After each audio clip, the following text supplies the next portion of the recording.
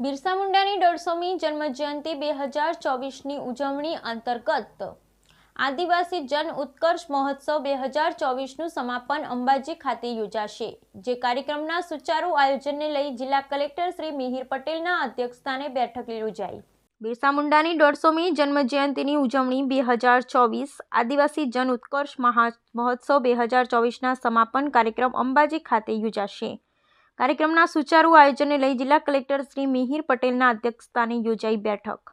કેન્દ્ર સરકાર દ્વારા બિરસા મુંડાની 150મી જન્મજયંતિની ઉજવણીના ભાગરૂપે ગુજરાત સરકાર દ્વારા રાજ્યમાં 4 સ્થળોએ આદિવાસી જન ઉત્કર્ષ મહોત્સવ 2024નું આયોજન કરવામાં આવ્યું હતું।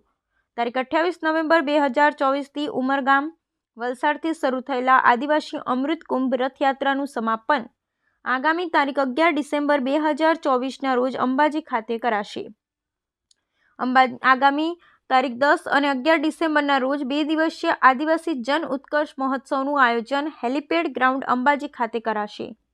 સમગ્ર કાર્યક્રમના સુચારુ આયોજનને લઈ જિલ્લા કલેક્ટર શ્રી મિહિર પટેલના અધ્યક્ષસ્થાને અંબાજી ખાતે સંબંધિત અધિકારીશ્રીઓ સાથે બેઠક યોજાઈ।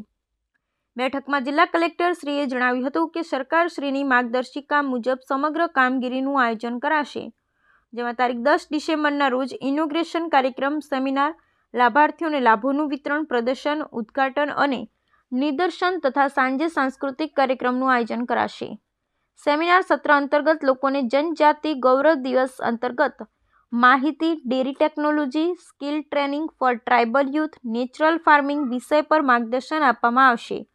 જ્યારે 11 ડિસેમ્બરના રોજ બિરસા મુંડાનું જીવન અને યોગદાન, સિકલ સેલ અને એનેમિયા રોગ અંગે જાગૃતિ, રમતગમત અને સ્પર્ધાત્મક પરીક્ષા અંગે માર્ગદર્શન આપવામાં આવ્યું અને સાંજે સાંસ્કૃતિક કાર્યક્રમ સાથે આદિવાસી જન ઉત્કર્ષ મહોત્સવ 2024નું સમાપન કરાશે।